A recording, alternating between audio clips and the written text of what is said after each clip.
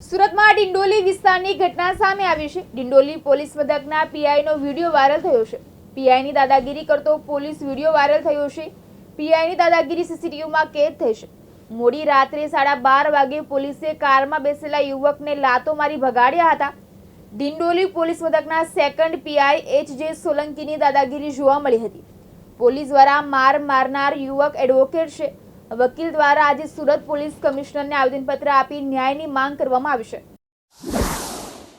Dindoli પીઆઈનો video થયો viral. સુરતમાં police વકીલ આમને સામને। પીઆઈએ લાત મારી ખોટા કેસમાં ફસાવી દેવાની ધમકી આપ્યાના આક્ષેપ। પોલીસે વેનમાંથી ઉતરી વકીલને લાત મારી। પેટ્રોલિંગમાં નીકળેલા પીઆઈએ કહ્યું ગુનાનો ભય દૂર થવો જોઈએ। પીઆઈ સોલંકીએ બૂમો પાડી મને લાત મારી એવું વકીલે કહ્યું। સુરતમાં પોલીસ કર્મીએ વકીલને માર માર્યો હોવાની ઘટના સામે આવી છે। જેમાં 18 ઓગસ્ટની રાત્રે ડિંડોલીમાં નાઇટ પેટ્રોલિંગમાં નીકળેલા પોલીસ ઇન્સ્પેક્ટરે પીસીઆર વેનમાંથી ઉતરીને કારના દરવાજા પાસે ઉભેલા વકીલને જોરદાર લાત મારી હતી।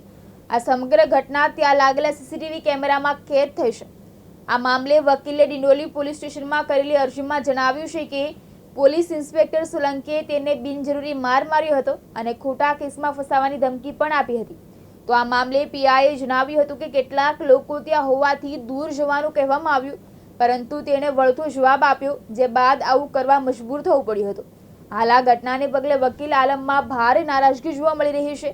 આ અંગેની મળતી માહિતી મુજબ 18 ઓગસ્ટ અને રવિવારની રાત્રે લગભગ 12:15 વાગ્યે એડવોકેટ હિરેન રજનીકાંત નાય ડિંડોલી મધુરમ સર્કલ સ્થિત તેમની ઓફિસમાંથી કામ પૂર્ણ કરીને ઘરે જવા માટે કારમાં બેસી રહ્યા હતા।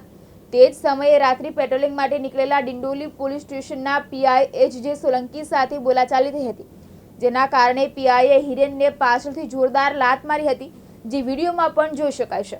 એડવોકેટ હિરેન નાઈએ ડિંડોલી પોલીસ સ્ટેશનના પીઆઈ સોલંકી અને અન્ય એક પોલીસકર્મી વિરુદ્ધ અરજી કરી છે। હિરેને તેની અરજીમાં જણાવ્યું છે કે પોલીસ ઇન્સ્પેક્ટર સોલંકીએ તેને બિનજરૂરી માર માર્યો હતો અને ખોટા કેસમાં ફસાવાની ધમકી પણ આપી હતી।